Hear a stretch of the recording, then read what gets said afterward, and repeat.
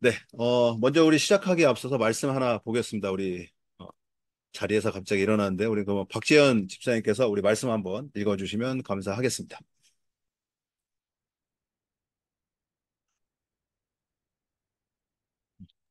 이 천국이 모든 민족에게 전파되기 위하여 온 세상에 전파되리니 그제야 끝이 오리라.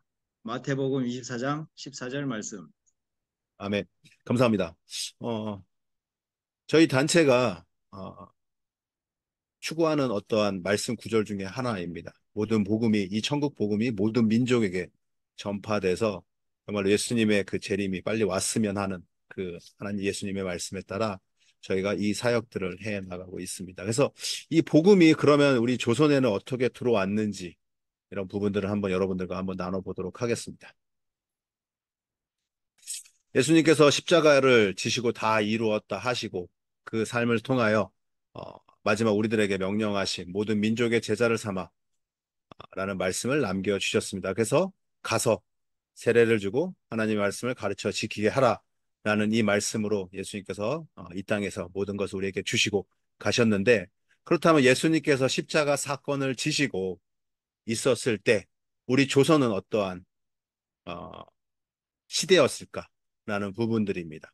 여러분 우리 이 그림을 화면을 보시면 십자가 사건 전으로 57, 37, 그다음에 18이라는 숫자가 써 있는데 이 숫자가 무엇인지 아십니까?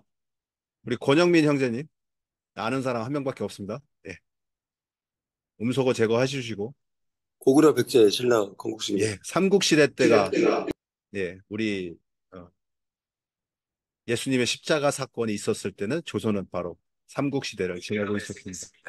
다시 시도하시. 그런 이 복음의 발자취들이 어떻게 흘러왔냐라는 것들인데 선교 역사를 보면 이렇게 400년씩 이렇게 나눠져요. 그래서 초대교회 시대, 그다음에 바이킹 시대, 암흑 시대, 그렇게 해서 선교 시대 이렇게 해서 쭉 나눠지는데 그럼 이 400년 동안 흘렀던 이 복음이 조선으로 들어오는데 이 조선은 지금도 세계 지도를 보면 되게 작은 나라예요. 그렇게 큰 나라가 아닙니다. 그러다 보니까 많은 먼저 믿었던 그 우리 많은 우리 외국인들이 외국 선교사님들이 조선을 잘 몰랐어요. 그러다 보니까 중국에는 이렇게 선교사님들이 들어오고 우리가 알고 있는 윌리엄, 그다음에 모리스, 그다음에 귀출라프 선교사님, 허드슨 선교사님 들어오고 또 일본에도 그 옆에 우리나라 옆에 있는 바라 선교사님, 그다음에 햇번 선교사님들이 들어오셔서 조선을 제외한 중국과 일본에는 많은 선교사님들이 선교 활동들을 하고 계셨습니다. 그럼에도 불구하고 우리 조선에는 어, 복음이 들어오지 않았다라는 것이죠. 한 번도 복음을 들어보지 못한 이 조선. 그러면 이 조선에 어떻게 복음이 들어왔는지.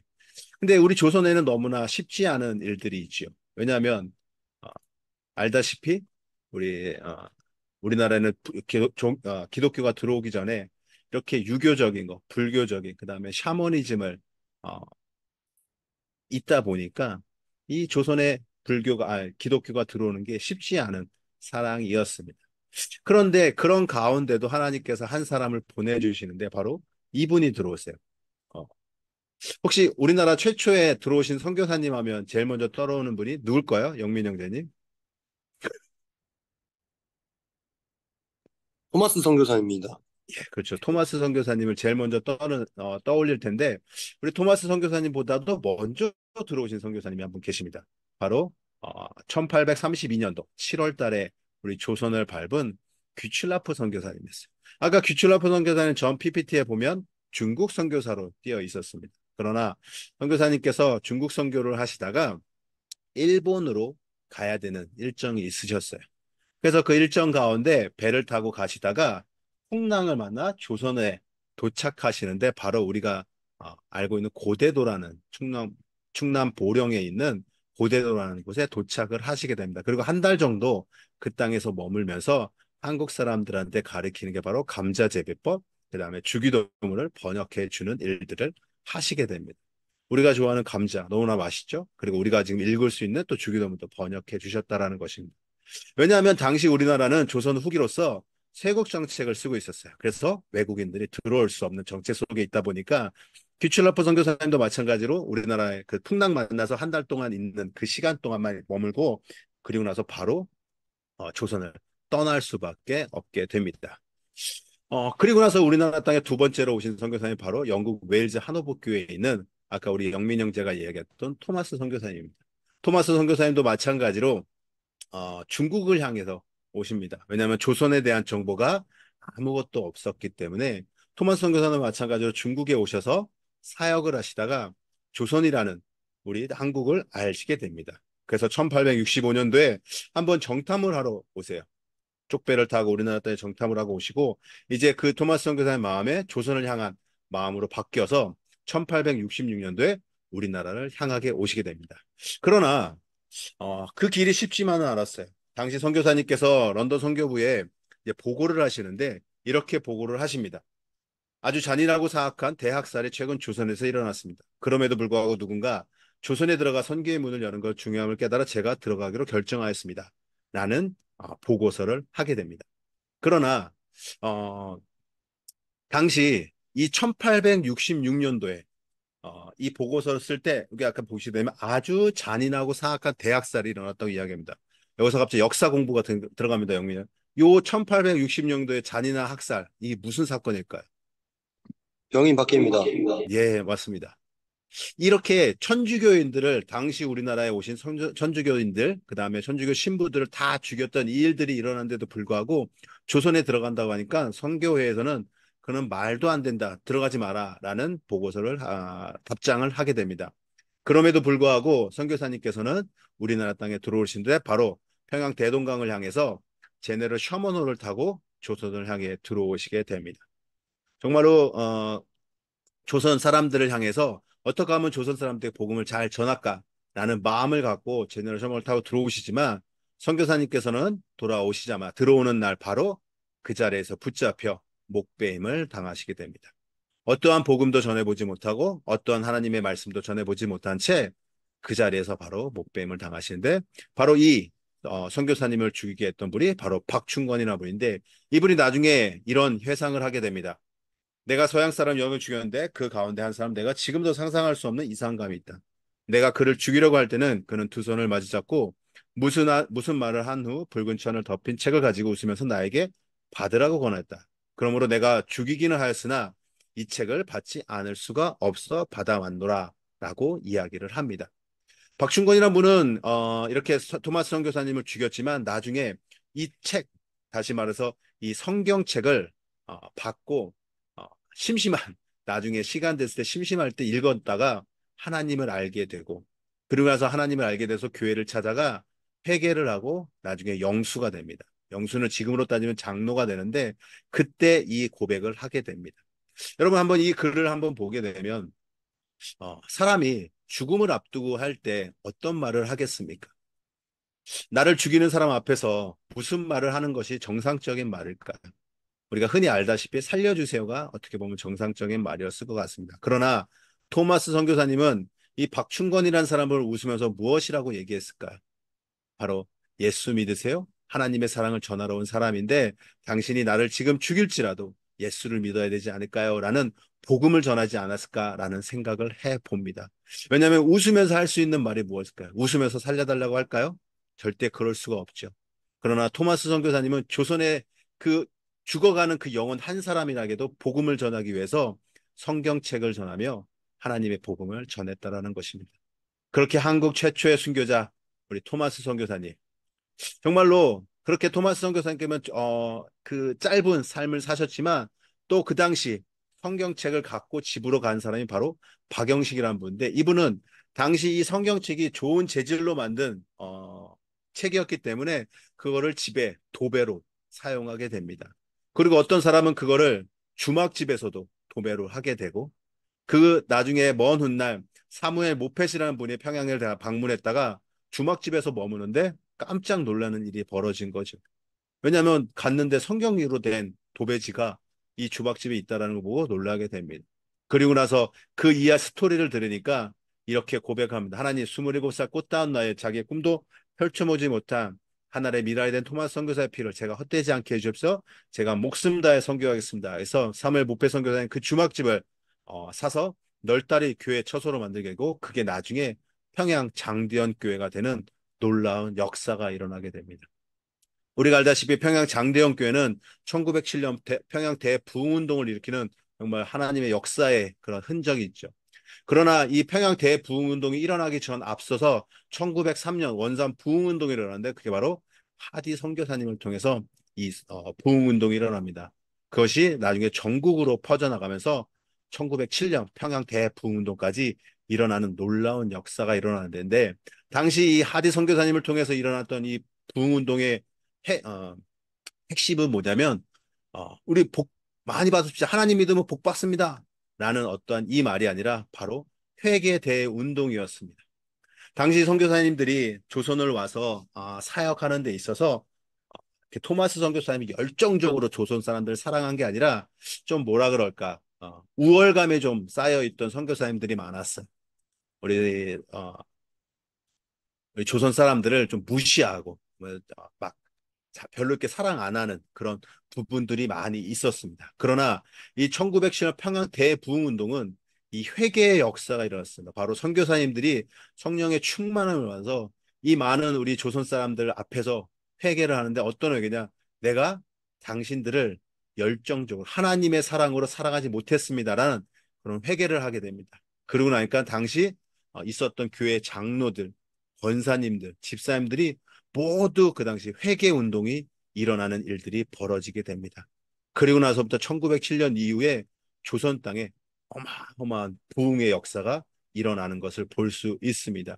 정말로 하나의 미랄이 정말 우리가 봤을 때는 허무한 죽음이라고 볼 수 있겠지만 하나님의 스토리 안에서는 정말로 이 죽음을 하나님께서 그냥 버려두지 않으시고 하나님의 놀라운 역사가 일어나는 것을 볼 수 있는데요.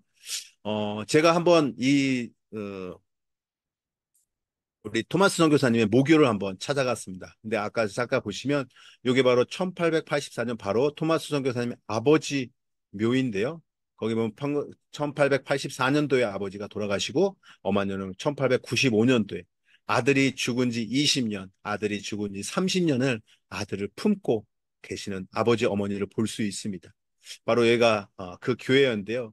정말로 그 교회에 하나님께서는 그 20년 동안, 30년 동안 아버지를 통해서 또 어머니를 통해서 조선을 향해 계속해서 기도하는 것들을 볼 수 있습니다. 그랬던 교회가 제가 한 15년 전에 갔을 때 교회 목사가 없는 거예요. 이 아름다운 그 교회가 목사가 없이 어, 이제 문이 닫을 만한 그런 사정까지 온 것을 보게 됩니다. 그래서 많이 기도했어요, 저도. 근데 어느 날 제가 또 가보니까 여기 가운데 보시면 안경을 끼고 계신 한 분이 계세요. 제가 이렇게 커서로 요 분인데 바로 요 분이 유재현 목사님. 이분이 이 교회를 담당하러 오신 한국 선교사님이시. 정말로 하나님의 놀라운 역사가 문을 닫을 수밖에 없는 교회에 또 한국의 그 한 선교사님을 통해서 다시금 여는 것을 볼 수 있습니다.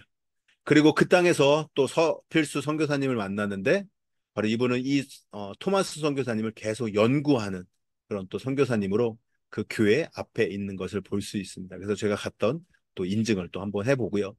또 이렇게 토마스 선교사님의 죽음을 당시 중국에 있던 로스 선교사님께서 아, 궁금한 거예요. 왜 그 친구는 그 조선을 향해 가서 그 죽음을 당할까? 조선이 어떤 나라길래, 조선 사람들이 어떤 사람이길래 그곳에 가서 그렇게 복음을 전할까? 궁금한 마음에 조선 사람들을 만나러 고려문이라는 곳을 가게 됩니다. 그래서 그곳에 가서 사람들을 만나서 한국어를 배우는데 바로 이응찬, 백홍준, 이성학, 김진기 이분들을 만나 조선어를 배우기 시작합니다. 그때 당시 조선어를 배웠던 우리 선교사님 알파벳을 보게 되면 선교사님들의 알파벳 책인데요. 기억니은 니은이요 이렇게 배우기 시작합니다. 그리고 단어들을 배우면 이렇게 배우. 이 단어를 배우면 이제 문장을 배우게 되면 너를 믿지 못하가다. 어떻게 왔습니다. 걸어왔습니다. 맨디끼라 간만. 참 지금 우리가 쓰는 한국말하고는 조금 다르죠. 왜 다르냐? 당시 우리 선교사님이 만났던 그분들은 평양 분들이었기 때문에 우리 선교사님이 배웠던 언어는 바로 평양 사투리를 배운 것입니다. 이렇게 배운 로스 선교사님께서는 우리나라 최초의 한글 성경을 번역하시게 됩니다. 그래서 우리나라 최초 성경 번역인 바스 로스번이 바로 예수 선교 전서가 번역이 되는 것을 볼 수 있죠. 나중에 이 책은 조선으로 향해 오게 됩니다. 근데 당시 우리 쇄국 정책을 쓰고 있던 이 상황 속에서 이 책이 들어오는 것이 쉽지만은 않았어요. 근데 당시 중국과 평양을 오고 가면서 물건을 무역을 했던 서상는 서경제 형제들이 예수를 믿게 되고 이 성경책을 들고 들어와야 되는데 방법이 없는 거예요. 왜냐하면 국경에서 만약에 서양 책들이 발견되게 되면 심한 고문을 당하던가 아니면 바로 그 자리에서 죽음을 당하게 됩니다. 그러니까 우리 두 형제께서는 어떠한 고민을 하게 되냐면 자기들이 무역 상인이기 때문에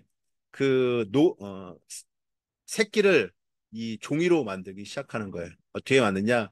성경이 번역된 책을 한 장 한 장 찢어서 그거를 먼저 새끼를 꼬고 그 위에 집으로 다시 새끼를 꽈서 이 땅 조선으로 향해 들고 오게 됩니다. 그리고 나서 1883년 소래라는 지역에 두 형제가 와서 교회를 세우게 되고 이것이 나중에 지금 소래교회가 되고 이건 이제 나중에 기와장으로 된 교회가 되고 지금은 우리가 갈 수 없는 지역이기 때문에 지금은 총신대학교 뒤편에 이렇게 만들어 놓은 것을 볼 수 있습니다. 그리고 또 한 사람의 인물을 소개하겠습니다. 바로 이수정이라는 사람인데 신사련단 수행원으로 일본에서 공부를 하고 있다가 스다센이라는 사람을 만나서 신약 성경을 선물을 받고 마태복음 1장을 보다가 예수를 믿게 됩니다. 마태복음 1장이 여러분들 뭐죠? 바로 족보장입니다. 이수정이라는 사람은 양반이었기 때문에 마태복음 1장 예수라는 사람이 이렇게 족보가 훌륭하구나 라는 것들을 보고 우리나라는 어쩔 수 없이 이 족보 문화 이것이 있어서 정말로 뼈대가 있는 예수구나 라는 것을 깨달아 예수를 믿게 됩니다. 그래서 로케츠 교회에서 세례를 받게 되는데 여기 가운데가 바로 이수정이라는 분입니다. 이분은 하나님을 믿고 나서 이분도 일본에서 성경을 번역해서 마가복음을 번역합니다. 이렇게 번역을 하게 되죠. 그러면 지금 하늘나라에 있는 우리 선생님은 얼마나 지금 한문을 보고 화가 나 있을까요? 자기가 말입니다. 말맞자 써가지고 알 수가 없으니까 이름에 대한 이분들은. 그래서 이렇게 마가복음을 써서 나중에 이 책은 언더우드가 이 책을 갖고 조선으로 향해 들어오는 것을 또한 볼 수 있습니다. 근데 우리 이수정 선교사님 이분이 이렇게 예수를 믿다 보니까 자기만 믿는 것이 너무나 안쓰러워서 당시 록스 선교사님한테 부탁을 해 우리 조선에 대한 정보가 이제 각 나라에 흩어지게 됩니다. 그래서 여기 보시게 되면 우리 교회가 세 사람한테까지 보낼 뜻이 없습니까? 만일 우리 교회가 할 수 없으면 다른 교회라서 이 부름에 응답하시길 바랍니다라는 이 편지가 어, 많은 조선보다 먼저 믿었던 나라들을 향해서 가게 됩니다. 그리고 그 정보를 듣고 반응하는 사람들을 우리는 월드 크리스찬이라고 부릅니다. 여러분들도 어떠한 선교 편지나 어떠한 선교의 정보가 여러분들한테 들었으면 꼭 반응할 수 있는 여러분들의 삶이 되길 바라겠습니다. 너무나 감사한 거는 쇄국 정책으로 아직도 조선에 외국 선교사님들이 들어오지 않았는데도 불구하고 너무나 재밌는 사건은 바로 성경이 먼저 번역됐다라는 것입니다. 전 세계 유례 없는 일입니다. 모든 선교의 시작은 선교사가 그 땅에 가서 그들과 지내다가 그들의 언어를 배우고 그리고 나서 성경을 번역하는데 아직 조선이라는 땅은 선교의 문이 열리지도 못해서 외국인들이 들어가지도 못하는데도 불구하고 중국에서 또 일본에서 성경이 먼저 번역되는 놀라운 역사가 일어나는 것이 볼 수 있습니다. 정말로 이 닫혀져 있는 조선의 문에 아, 언제 그러면 선교사님 들어오는지 그리고 또 많은 사람들이 정보를 들었기 때문에 그 기도에 이제 반응들이 오는데요. 바로 1882년 조미수 조약을 통해서 이제 쇄국 전체한테 우리나라에 이제 문이 열리게 됩니다.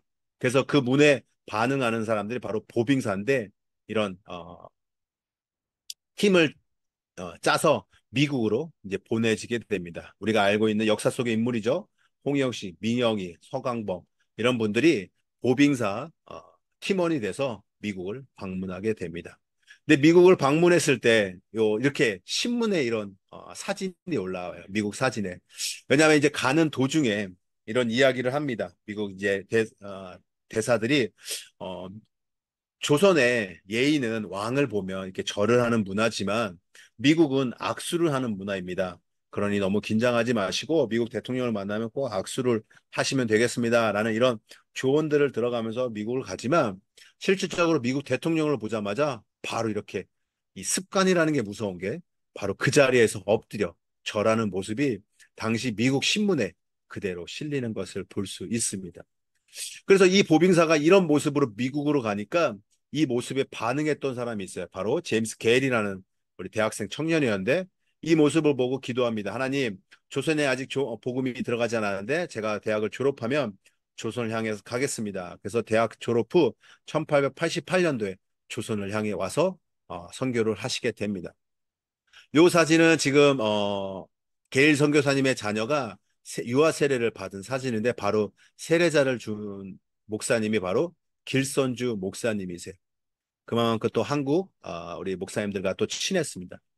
또 게일 선교의 언어를 또 습득해서 전국 순회하면 전도를 했고 번역 사역을 하게 바쁘십니다. 이렇게 말을 타고 돌아다니시고 학생들을 모아 예배하는 모습들을 볼 수 있고요. 또 이 모습을 보고 한 목사님이 반응하는데 바로 가우처 목사입니다. 여러분 한번 이 모습을 보고 한번 생각해 보십시오. 미국을 갈 때 이 모습으로 갔다. 얼마나 많은 사람들이 궁금해 할까요? 그래서 이 가우처 목사님도 마찬가지로 이들과 대화를 하다가 복음이 아직 들어가지 않고 선교사가 없다라는 그 정보를 듣고 당시 목사님의 교회에 가서 우리나라를 향해 기도하기 시작합니다.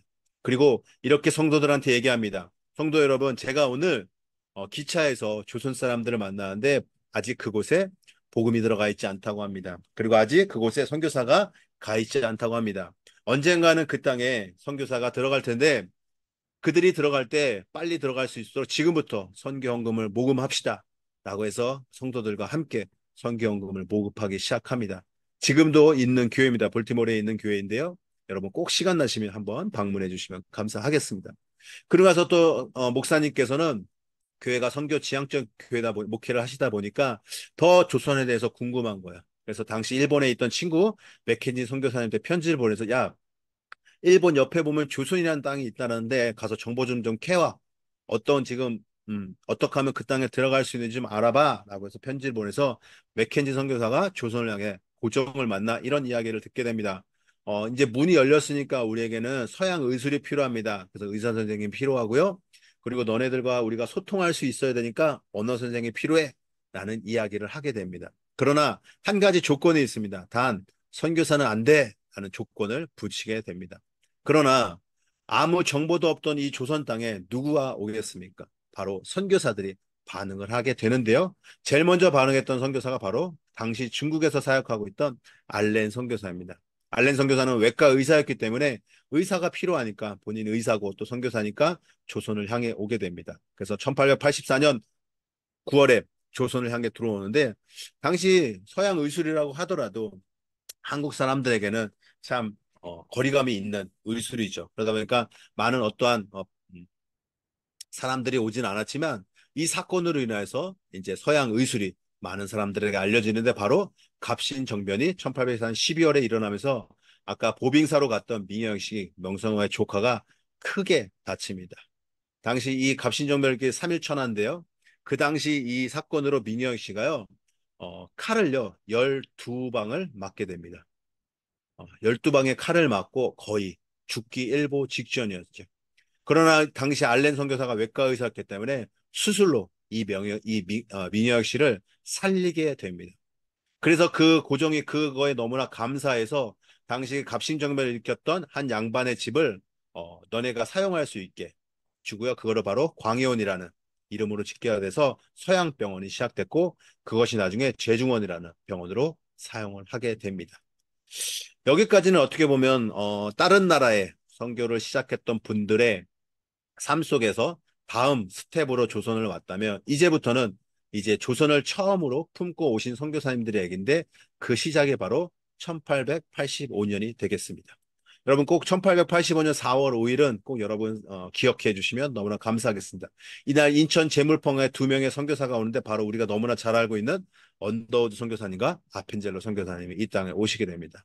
그러나 이 분들이 오시기 전에 조선을 먼저 사랑했던 분이 있는데 바로 헤론 선교사님입니다.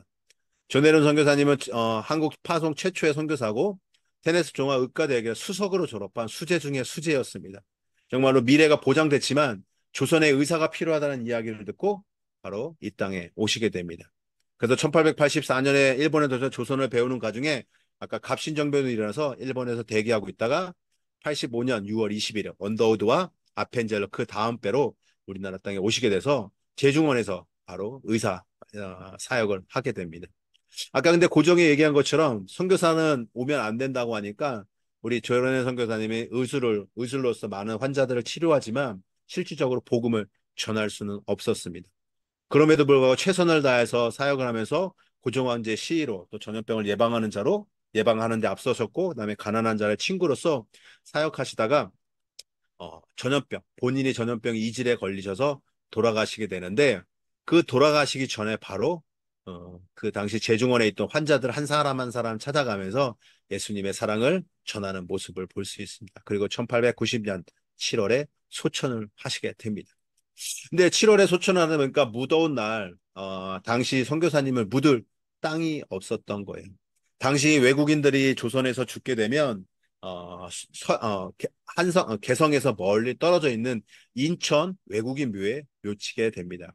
그러나 헤롯 선교사가 죽은 7월 달부터 인천까지 뭐 지금이 뭐 차를 타고 갈 수 있는 그런 게 아니라 수레를 끌고 가야 되기 때문에 그 엄청난 그 시간을 가면서 혹시나 시체가 부패될까 봐 고민하고 있는 찰나에 언더우드가 고종을 만나 이야기를 하는데 그래서 합정동 지금의 마포구 합정동 양화진 땅을 수혜를 받게 됩니다. 그래서 이 땅의 첫 번째로 양화진 땅의 첫 번째로 묻히는 우리 선교사님이 되고요. 그 이후로 이 땅에 이제 외국인 묘지가 되는 것을 볼 수 있습니다. 지금도 이렇게 선교사님의 묘가 있고요. 그래서 이제 다시 한번 언더우드 아펜젤로 이야기하면 먼저 아펜젤로 선교사님입니다. 아펜젤로 선교사님의 첫 이 땅 조선을 밟고 와서 기도한 기도문입니다. 우리 영민 형제님 한번 읽어 주시겠습니까? 우리는 우리는 부활절 아침에 이곳에 왔습니다. 그날 사망의 권세를 이기신 주께서 이 백성을 얽어맨 결박을 끊으사 하나님의 자녀로서의 자유와 빚을 주시옵소서. 아멘. 그렇죠. 사망의 권세를 이기신 주께서 백성의 얼매의 결말을 끊으사 하나님의 자녀의 비추. 당시 선교사님 오셨을 때는 엄청난 이 조선은 암흑이었습니다. 영적으로 너무나 암흑한 곳이었죠. 그러나 지금은 이 선교사님의 기도처럼 자유와 빛의 나라로 변화된 것을 볼 수 있지요. 그러나 선교사님께서는 이 땅에서 많은 사역을 하시지만 우리가 알다시피 배제학당 사역을 하시고 그다음에 교회 베델교회가 그게 나중에 정동교회로 번영되는 것을 볼 수 있습니다. 한번 이렇게 좀 사진으로 좀 봐주시고요. 왼쪽에 있는 게 교회고 오른쪽에 있는 게 학당이었습니다. 지금도 박물관으로 사용되니까요. 여러분들이 혹시 서울을 방문하시게 되면 꼭 가보시는 것도 좋겠습니다. 그래서 선교사님께서 이렇게 자녀들을 낳으시면서 이 땅에서 사역하시다가 첫 번째 딸, 우리 아까 얘기했던 이게 첫 번째 딸인데 앨리스 레베카 아펜젤러에서 2와 6대 학장으로 또한 이 땅에서 살아가면서 이 땅에서 평생을 사시면서 이 땅에서 돌아가시는 것을 볼 수 있습니다. 그래서 여기 보시면 1885년도 11월 달에 서울에서 태생하시고 1950년도에 서울에서 돌아가시는 걸 볼 수 있는데 예전에 제가 이 강의를 하다가 이 사진을 보여줬는데 어떤 권사님께서 펑펑 우시더라고요. 그래서 권사님 왜 우세요? 그러니까 본인이 생전에 이 선교사님을 뵀던 거예요. 이와 출신이시고 또 선교사님의 강의까지 들으셨던 것을 볼 수 있습니다. 그러면서 정말로 그 사랑이 너무나 느껴지셨다고 저한테 고백했던 게 있었는데요.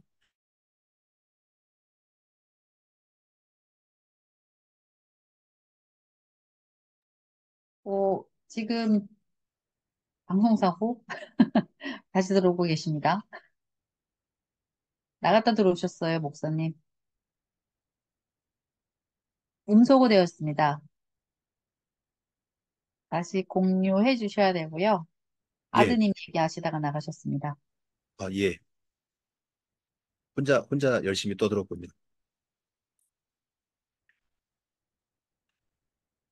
네, 예. 여기서부터 하면 되겠나요? 아드님 얘기하시려고 하다가 나가셨어요. 앨리스 아들이요? 레베카 선생님 그 다음. 그러니까 아들이죠? 네, 네, 아드님. 네, 아들이면 그대로 가면 됩니다. 네. 네, 어, 헬리다치 우리 아들은 아버지를 원래 이제 아들은 아버지와 이런 관계를 계속 해 나가는데 근데 아펜젤로 선교사님께서는 좀 일찍 돌아가시게 됩니다. 1902년 성경 번역을 하러 가시는 길에 목포에서 실종, 배를 타고 가시다가 실종 당하시는데 왜냐면 당시 이제 선교사님은 또 외국 분이다 보니까 수영도 잘하시고 건장하셨지만 당시 같이 타고 있던 조선의 아이들을 구하시다가 본인이 체력이 다하셔서 돌아가시는 것을 볼 수 있습니다. 그러니까 당시 아버지를 잃었던 헨리 다치는 얼마나 상심이 크겠습니까?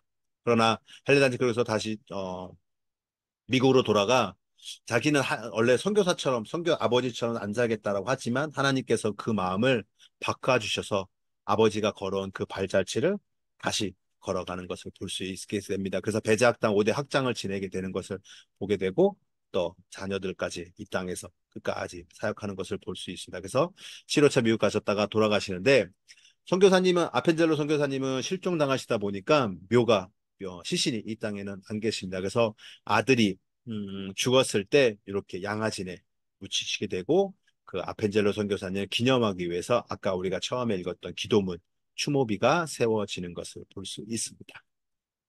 네. 그리고 언더우드 선교사님이다. 한국말로는 언더우고요. 원래는 언더우드 선교사님이 인도를 향해 준비하고 있었습니다. 인도를 향해 준비하고 있다가 조선에 대한 정보를 듣게 되는 것이죠. 근데 그때 하나님께서 기도하면서 이렇게 이야기합니다. 왜 너는 그 땅에 가지 않는 거니? 라는 음성을 듣게 됩니다. 왜냐하면 언더우드 선교사님 계속해서 인도를 준비하고 있대. 하나님께서 저 인도 가라고 하셨잖아요. 근데 왜 조선을 해도 가게 됩니까? 그러면서 그때 하나님께서 너는 왜 안 가니? 라는 부분들을 하게 되죠. 어떠한 정보도 없던 언더우드는 알겠습니다, 하나님. 하나님의 말씀에 순종하여 제가 조선으로 가겠습니다. 라는 이야기를 하게 되는데 문제가 하나 생겨요. 어떤 분야냐? 당시 언더우드는 약혼녀가 있었습니다.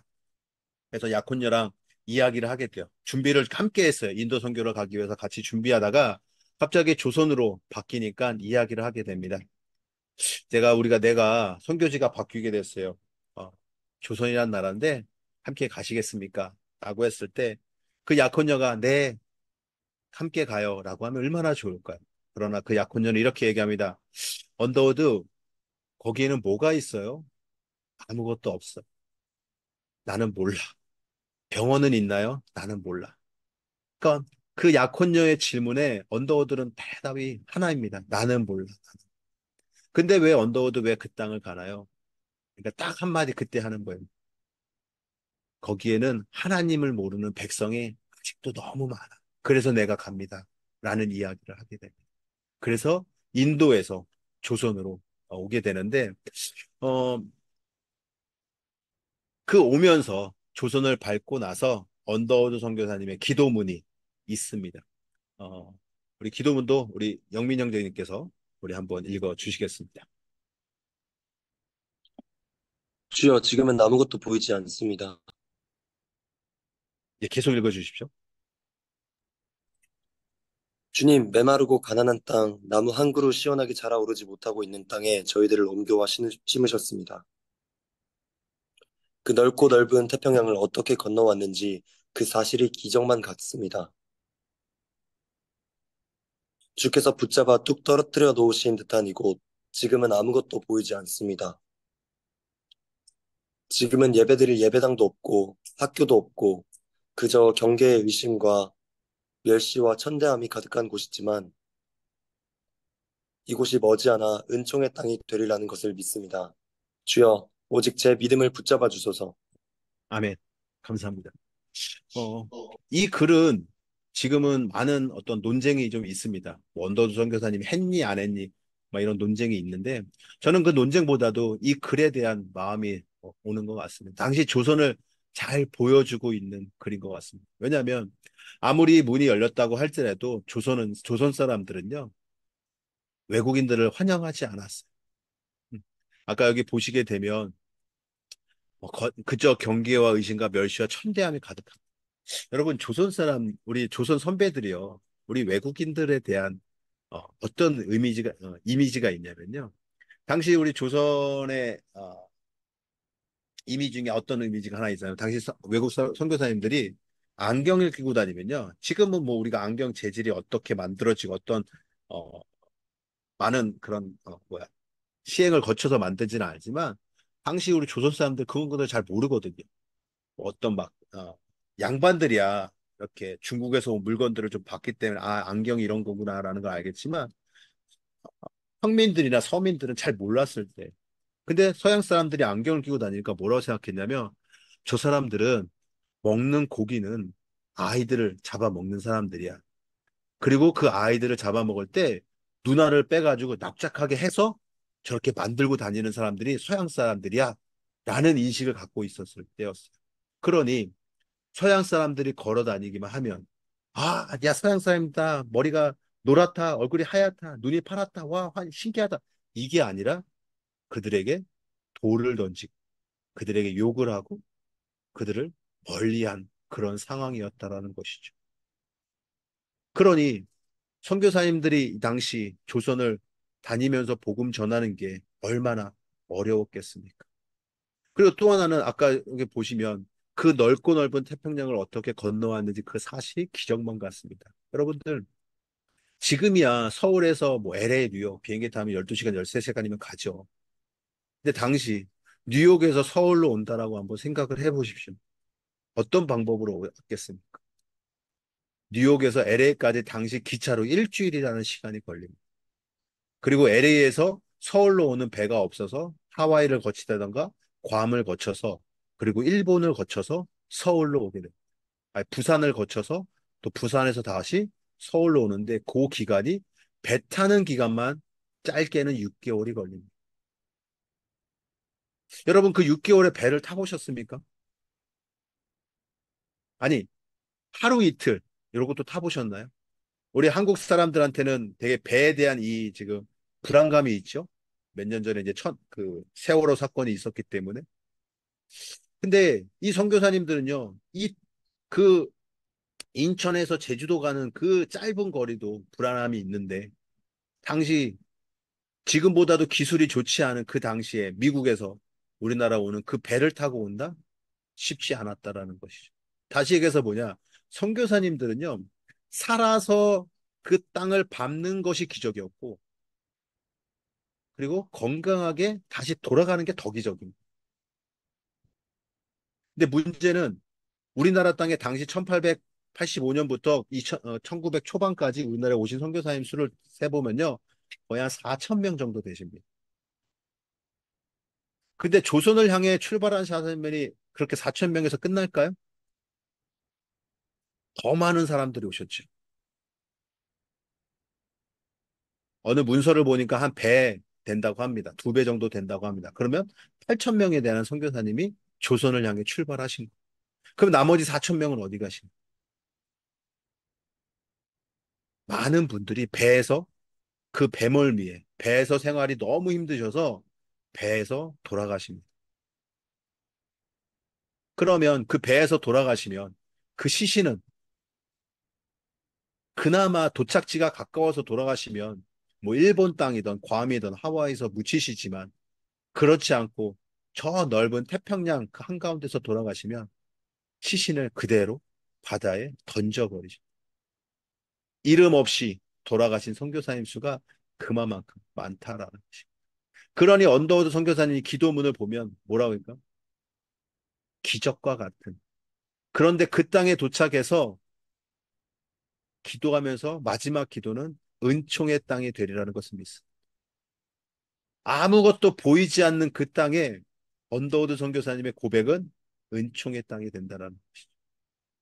그렇게 선교사님께서는 많은 사역을 하십니다. 경신학교, 세문학교, 연희전문대학교 성경 번역을 하시면서 사역하실 때 후원자가 있었어요. 여러분 이 타자기가 무슨 타자기인지 아세요? 바로 언더우드 타자기입니다. 이름이 진짜 언더우드 타자기.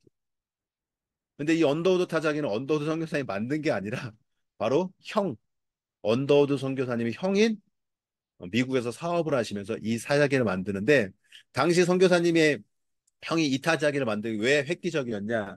당시 그전 타자기는요. 흔히 얘기해서 모니터가 없는 컴퓨터를 사용했어요. 그러니까 타자를 쳤을 때 종이가 이렇게 보면 우리가 알다시피 뚜뚜뚜뚜 올라오면서 내가 글을 친 게 보이잖아요. 근데 당시에는 그 글을 못 봤어요. 그러니까 다 쳐야지만이 오타 수정을 할 수 있었습니다. 근데 언더우드 선교사님 이 형이 만든 타자기는 우리가 흔히 보는, 지금 보는 치면서 글을 내가 오타가 났는지 그럼 다시 이렇게 수정할 수 있는 그런 보이는 타자기를 만든. 그래서 사업이 번성하게 됩니다. 그래서 이 언더우드 형이 많은 후원을 해줘서 우리가 아까 봤던 그 사역들이 진행될 수 있고요. 나중에 호남 7인까지도 선교사님들 후원해 주는 것을 볼 수 있습니다. 그리고 나서 언더우드 선교사님은 이 땅에서 평생을 사시는데 혼자만 사신 것이 아니라 총 4대까지 흐름을 볼 수가 있습니다. 그래서 여기는 양화진에 보면 4대가 묻혀 있습니다. 그래서 여기 보시면 이게 언더우드 아들, 손자, 여기가 증손자, 며느리까지. 그래서 총 4대가 이 땅에서 사역하시는 것을 볼 수 있습니다. 그리고 언더우드 선교사님의 친구였던 존 에론 선교사님이 돌아가시고 다음 재중원을 맡았던 분이 바로 에비슨 선교사님인데, 많은 사람들을 살릴 수 있다면 해서 이게 뭐냐면 재중원의 땅이 그렇게, 이제 재중원이란 병원이 사람들한테 입소문을 타면서 많이 오니까 이제 병원을 확장시켜야 되는 부분들이 생긴 거예요. 그 정보를 들고 미국에서 어, 연설을 할 때, 정보를, 그러니까 선교복을 할 때 반응했던 분이 바로 세브란스라는 사업가입니다. 그래서 이 세브란스 사업관이 조선에 대한 정보를 듣고 에비스 선교사님한테 후원을 해서 당시 지금 서울대 앞을 다 구입을 해서 병원을 짓게 되는데, 그것이 바로 지금의 이름이 재중원에서 세브란스라는 이름으로 바뀌고, 그게 나중에 우리가 알고 있는 연세대학교 세브란스가 되는 놀라운 일들이 일어나는데, 그 당시 이제 의대를 만들면서 1908년에 7명을 배출하는 또 놀라운 일들이 벌어지게 됩니다. 그 중에 한 명이 이 청년인데 바로 박서양이라는 사람이에요. 이분의 신분은 우리가 알고 있는 백정입니다. 백정. 여러분, 백정이 뭐 하는 사람인지 알죠? 당시 조선에서도 정말 무시받고 정말로 삶을 살아갈 수 없는 만큼의 어, 그런 존재입니다. 그러나 어, 이분은 선교사님의 함께 하면서 의사까지 되는 놀라운 일을 벌였는데, 바로 사무엘 무어 선교사님한테 부르심을 받는데, 왜 이 컨택을 받는 이유가 뭐냐면, 당시 백정의 우리 박서양이라는 분의 아버지가 아파가지고 병원을 찾아가는데, 다 한방병원에서는, 한의원에서는 안 받아주죠. 백정을 누가 고쳐줘요. 그래서 사무엘 무어 선교사님, 우리 아버지가 죽어가요. 좀 살려주세요. 근데 인물은 의사 선생님이 아니었기 때문에 당시 의사였던 에비스를 불러서 고쳐주게 됩니다. 그거에 너무나 감사해서 정말로 끊임없이 선교사님 밑에서 공부를 열심히 하게 되는데요. 그래서 나중에 박서양이라는 이름을 받게 됩니다. 그래서 이 조선 땅에는 정말로 많은 경성의 학교들이 세워지는데, 바로 배제, 이화, 경신, 정신. 근데 이들이 다 고등학교들인 거예요. 그래서 나중에 이것들이 나중에 대학교가 필요해서 언더우드 선교사님이 세웠던 연희전문대, 그다음에 에비스 선교사님이 세웠던 세브란스 전문의대가 합쳐져서 우리가 알고 있는 연세 대학교가 완성이 되는 것을 볼 수 있습니다. 그래서 여러분, 가끔 여기서 연세대학교랑 관련돼 있는 분 있으신가요? 음. 이렇게 제가 질문을 가끔 합니다. 그럼 어떤 애가 이렇게 손들어요. 그러면 어떤 애가 손들어. 그러면 너네 보고 부모님이 연세대학교랑 관여가 있구나. 그 아이가 근데 떳떳하시게 얘기합니다. 저는 연세대학교 우유를 먹습니다. 이렇게 얘기하는 어린 아이들도 있습니다. 네. 우리 한번 또 보겠습니다. 우리 스칼트 선교사님인데요. 이 스칼트 선교사님도 의사여서 부인과 같이 이 땅을 오게 되는데, 당시 홀어머니와 함께, 홀어머니 혼자 계시는 게 안타까워서 어머니랑 같이 오시게 됩니다. 그래서 메리 스칼트 선교사님은 55세의 나이에 조선을 향해 오셔서, 아들이 의사이기 때문에 재중원에서 아들은 일하고 어머니는 아들, 또 그다음에 아들 자녀들을 이렇게 손자들을 잘 배필하고 있던데, 병원에 와 보니까 한 가지 보게 된 거예요. 왜냐하면 당시 병원에서 이렇게 보니까 남학생들은 이렇게 학교 가서 공부를 하는데, 여 아이들은 공부도 안 하고 그냥 놀고만 있는 거예요. 그래서 그 아이들을 하나하나 데리고 와서 가르치시게 됩니다. 그것이 바로 우리가 알고 있는 이화학당의 시초가 되죠. 그래서 정말로 이 아이들을 하나하나 이렇게 데리고 와서 공부를 가르치는데, 얼마나 열심히 공부하는지 이 학습하는 이 태도 한번 보십시오. 우리는 이렇게 못 앉아 있죠. 근데 저는 이 사진을 보고도 너무나 깜짝 놀란 게 이 칠판 여러분 잘 보이십니까? 지금 언어를 공부하고 있는 시간입니다. 근데 언어가 네 가지 언어가 써 있습니다. 바로 영어, 한국어, 중국어, 일어. 이마만큼 열공을 했죠. 우리 같았으면 지금 머리 아프다고 머리 쥐어뜯고 앉아있을 판인데 이분들은 이렇게 열공을 하는 것을 볼 수 있습니다. 이렇게 시작된 이화 학당이 지금은 이화 여자 대학교의 모습으로 볼 수 있습니다. 여러분, 이 그림에 보면 첫 번째 사진의 요 것이 원래 여기가 이화 여대 그 대운동장이었거든요.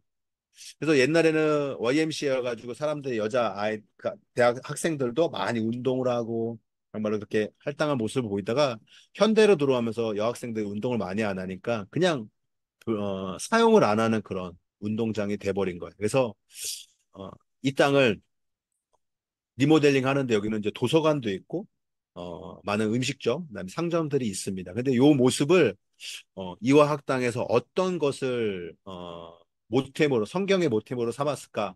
바로 홍해가 갈라지는 모습입니다. 그래서 그 모습을 모태로 이렇게 하는 것을 볼 수 있고요. 저는 이화여대 뭐 제가 여기를 다녀오거나 이러진 않았지만 다니진 않았지만 그 이화여대 그 무용과인가요? 발레과인가가 있어요. 그 졸업 작품은요 무조건 복음입니다. 학생들한테 꼭 크리스찬 기독교 뮤지컬이나 발레를 어, 졸업 발표를 하게 됩니다. 근데 너무나 감사한 거는 거기 교수님이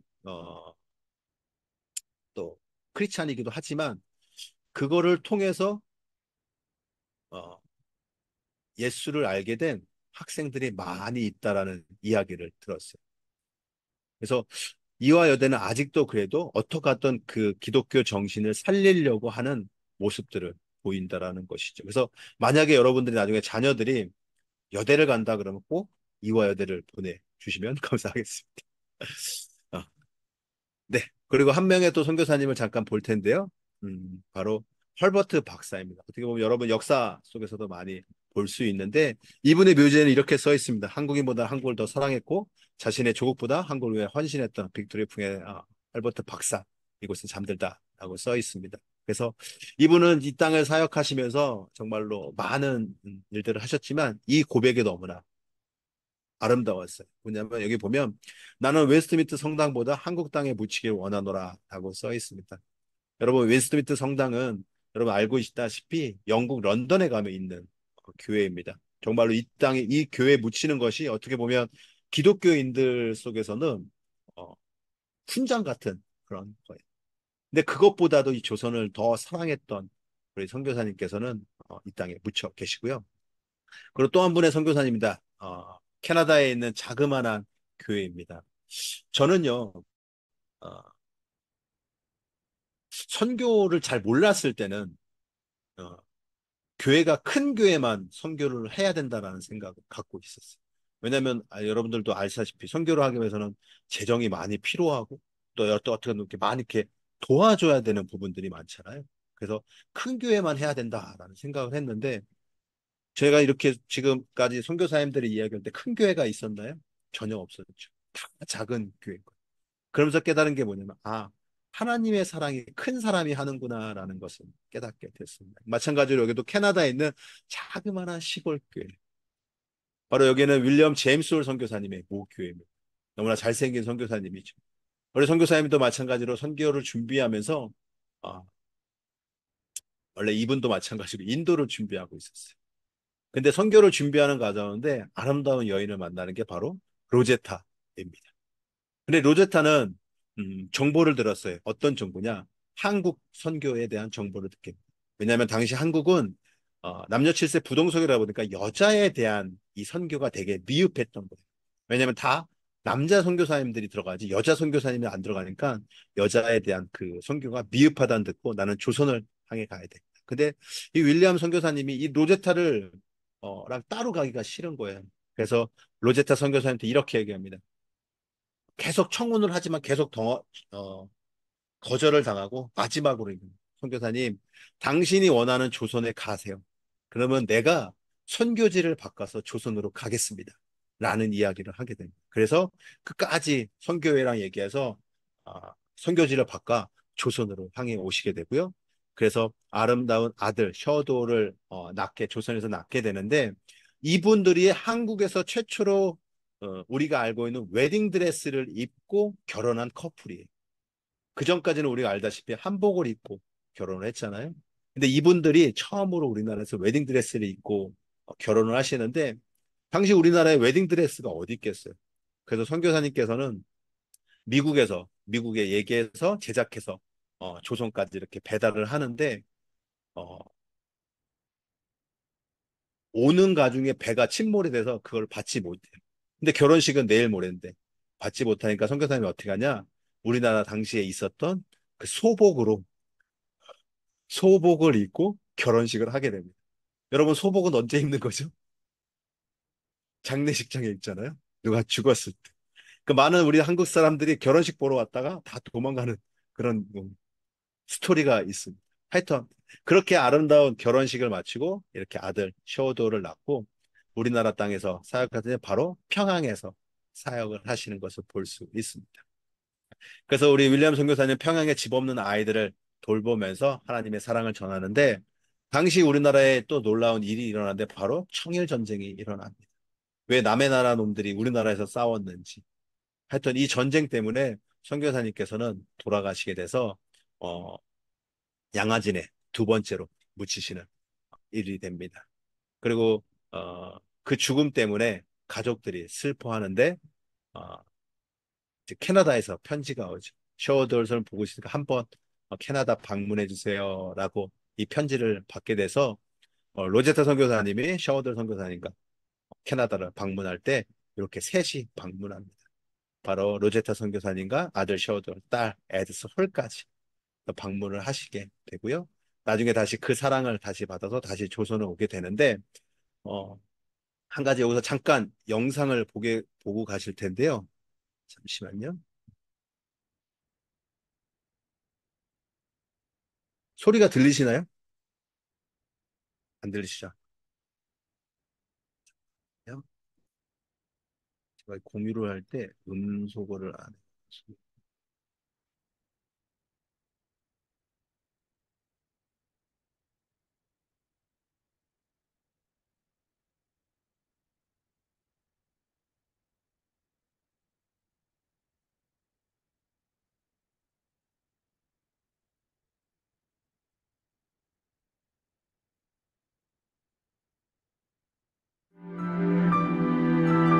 선교를 준비하면서 만난 남편 제임스 홀. 그는 신실하고 헌신적인 하나님의 자녀로 열심을 다한 선교사였습니다. 1892년 서울에서 결혼을 한 후 제임스는 곧바로 평양 선교 책임자가 되어 의료 선교를 펼칩니다. 그때 첫 아이 셔우드는 6개월 갓난쟁이였죠. His father was involved with pioneer mission work, medical mission work, and the Sino-Japanese War took place during his lifetime, and he developed typhus after going up to Pyongyang and assisting the wounded up there, and he contracted typhus fever and came back to 청일 전쟁의 분수령이었던 평양 전투. 제임스 홀은 자신의 몸을 돌볼 틈도 없이 부상당한 환자들을 치료하며 복음을 전했습니다. 그의 마지막 죽음의 순간도 로제타의 일기 속에 남아 있습니다. 남편의 눈은 슬픈 듯 나를 바라보았고 띄엄띄엄 사랑한다고 말해주었다. 마지막으로 애써 나에게 하려던 말은 내가 평양에 간 것을 원망하지 말라는 것이었다. 제임스는 말했다. 나는 주님을 위해 기꺼이 평양에 갔고 그분께서 그 뜻을 다 헤아려 주실 거라고. 혹시 울음소리가 들릴까 싶어 안간힘을 쓰며 울음을 참아야 했다. 그러나 아무리 애를 써도 베개는 눈물로 젖었고 한 번도 하지 않았던 애원의 기도가 터져 나왔다. 사랑하는 남편을 데려가지 말라고.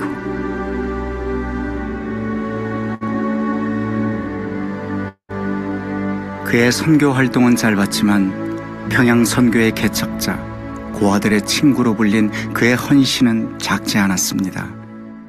하나님을 향한 원망마저 허락하지 않은 그런 남편이 로제타의 곁을 떠났습니다.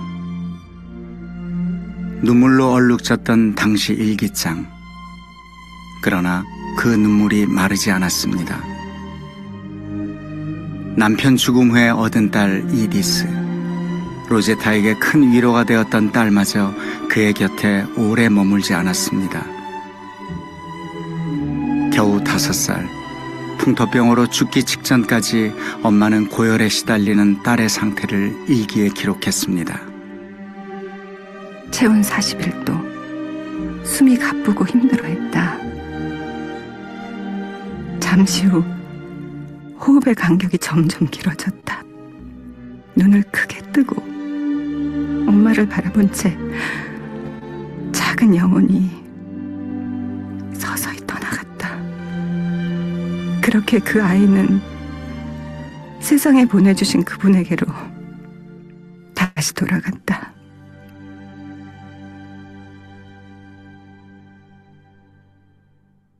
The early women missionaries.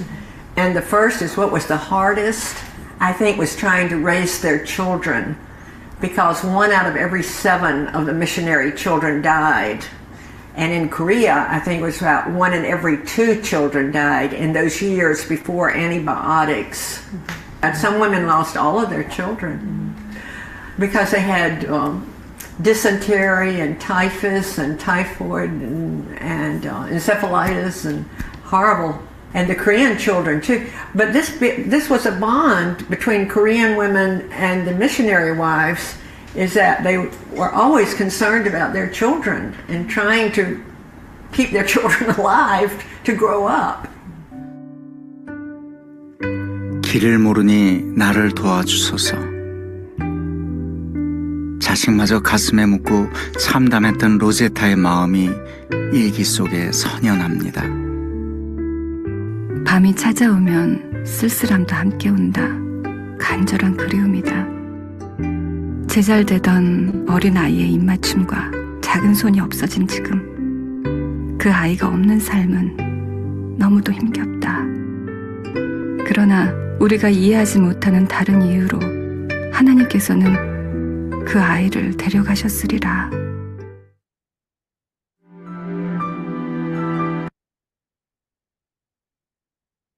네.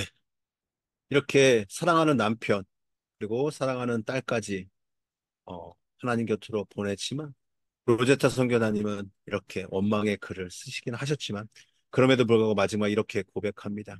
하나님, 저는 아들 셔돌과 조선은 이 땅을 끝까지 섬기게 하여 주시옵소서. 그래서 서울 이대 부속병원, 인천 기독 간호대학, 그다음에 여성처럼 은묘대, 그다음에 특수교육, 점자, 수학 사역들을 행하고, 특별히 맹인들을 위한 또 사역들을 해 나가십니다. 그리고 선교사님 밑에서 함께 했던 우리 김점동이라는 우리 한 여아이가 있었습니다. 너무나 똑똑했고, 선교사님께서는 이 아이를 미국을 보내서 의사가 만들어서 이 땅에 오게 돼서 그 이름을 박에스더로, 그래서 한국 여성 최초의 의사가 되는 것을 보고 있고, 근데 우리 박에스더 우리 선생님도 결핵으로 이 땅에서 돌아가시는데, 당시 우리 박에스더를 잘 따랐던 셔돌이 이모가 죽음으로 인하여서 원래 건축가의 꿈을 꾸고 있었어요. 왜냐하면 부모님들의 그 사역들을 보고 자기가 돈을 많이 벌어서 후원하겠다라는 어떤 꿈을 갖고 있었지만, 사랑하는 우리 박에스더 선교사님의 죽음을 통해서 다시 그 꿈을 바꾸게 되는데, 바로 결핵 전문 의사가 돼서 다시 조선을 향해 오게 되고요. 그래서 황해도 해주 결핵 요양소를 차리면서 많은 일들을 하게 됩니다. 근데 결핵이라는 병은요, 하루 한 번 약을 먹어서 낫는 병이 아니라 지금도 마찬가지로 6개월에서 1년은 먹어야 나을 수 있는 그런 오래 치료하는 병입니다. 그러다 보니까 재정적으로 어렵다 보니까 선교사님께서 만드신 것이 바로 우리가 크리스마스마다 사는 크리스마스 실. 요새는 어떤지 모르겠어요. 저 어렸을 때만 해도 꼭 크리스마스 전에는 꼭 이 실들을 샀는데, 그러나 이렇게 선교사님들이 이 땅에서 사역을 하셨지만, 그때 당시 이제 우리가 일본의 이제 침해를 받으면서 1940년도에 일본 사람들도, 조선 사람들은 괴롭힐 수 있지만 이 서양 사람들은 괴롭힐 수가 없어서 1940년도에 다 추방을 당하십니다. 그래서 선교사님도 마찬가지로 1940년도에 인도 땅을 추방을 당하셨다가 책을 하나 쓰시는데 바로 조선 회상이라는 책을 써요. 여러분들 꼭 시간 되시면 구입하셔서 한번 보시면 정말 당시 조선이 얼마만큼의 어떠한 상황이었는지를 잘 나타내고 있습니다. 근데 당시 우리나라의 결핵협회장이 궁금했던 거예요. 결핵이 어떻게 만들었고, 이 스토리를 아니까, 우리 셔들 선교사님 살아 계신가? 나이를 계산해 보니까 90세 정도 된 걸로 파악이 됐고, 수소문 끝에 어, 찾게 됩니다. 그래서 돌아가시기 정말로 이렇게 나이가 지극히 드신 후에 조선을 밟고 양화진에 방문하셔서, 아버지가 묻혀있는 양화진에 방문하셔서 인사를 드리는 모습을 보면서 유언을 남깁니다. 내가 사랑하는 부모님이 이 땅에 있고 내 사랑하는 동생도 이곳에 있고 또 선교사님의 자녀도 먼저 일찍 죽었어요. 그래서 자녀도 이 땅에 있으니 내가 죽으면 이 조선 땅에 묻혀 주십시오라는 유언을 남기시고 돌아가셔서 이 양화진에 이렇게 묻혀 있는 것을 볼 수 있습니다. 이제 마지막으로 여러분들과 함께 나눌 선교사입니다. 우리 영민 형제님 한번 마지막이니까 읽어주시면 감사하겠습니다. 아버지, 어머니, 이곳 조선 땅에 오기 전 집들에 심었던 꽃들이 활짝 피어났다는 소식을 들었을 때 하루 종일 집 생각만 했습니다. 이곳은 참 아름다운 곳입니다. 모두들 하나님을 닮은 사람들 같습니다. 선한 마음과 복음에 대한 열정으로 아마 몇십 년이 지나면 이곳은 주님의 사랑이 넘치는 곳이 될 것 같습니다. 저는 복음을 듣기 위해 20km를 맨발로 걸어오는 어린아이들을 볼 때 그들 안에 있는 하나님의 사랑 때문에 오히려 위로를 받습니다. 오늘 밤은 유난히도 고향으로 돌아가고 싶습니다. 외국인을 죽이고 기독교를 증오한다는 소문 때문에 구두에서 저를 끝까지 말리셨던 어머니의 얼굴이 자꾸 제 눈앞에 어른거립니다. 아버지, 어머니, 어쩌면 이 편지가 마지막일 수도 있습니다. 제가 이곳에 오기 전 뒤뜰에 심었던 하나의 씨앗으로 인해 이제 내년이면 온 동네가 꽃으로 가득하겠죠. 그리고 또 다른 씨앗을 만들어내겠죠. 저는 이곳에 작은 씨앗이 되기로 결심했습니다. 제가 씨앗이 되어 이 땅에 묻히게 되었을 때 아마 하나님의 시간이 되면 조선 땅에는 많은 꽃들이 피고 그들도 여러 나라에서 씨앗이 될 것입니다. 저는 이 땅에 저의 심장을 묻겠습니다. 바로 이것은 조선에 대한 제 열정이 아니라 하나님께서 조선을 향한 열정이라는 것을 알게 되었습니다. 어머니, 아버지, 사랑합니다. 네. 이 글을 쓰신 분이 바로 루빅 캔들릭이라는 선교사님입니다. 우리 선교사님 나이는 27, 꽃다운 나이죠. 선교사님께서는 이 땅에서 선교사로 오시고 8개월 정도 언어 공부를 하시다가 돌아가십니다. 그럼에도 불구하고 아까 우리가 읽었던 그 글처럼 정말로 이 선교사님의 하늘의 비랄이 되어서 이 땅에 돌아가십니다. 근데 편지가 아까 우리가 읽었던 거는 부모님한테 썼던 편지고 친구들한테 썼던 편지가 또 한 장 있어요. 그 편지는 당시 시카고 대회 때 그 편지가 읽혀지고요. 그래서 그 편지로 인하여서, 그 정보로 인하여서 그 시카고 대에서 10명이 넘는 청년들이 조선을 향해 오게 되는 것을 볼 수 있습니다. 선교사님은 짧은 삶을 사셨고 짧은 곳에서 이곳에 계셨지만 하나님의 역사는 그의 피를 가만두지 않으시는 것을 볼 수 있습니다.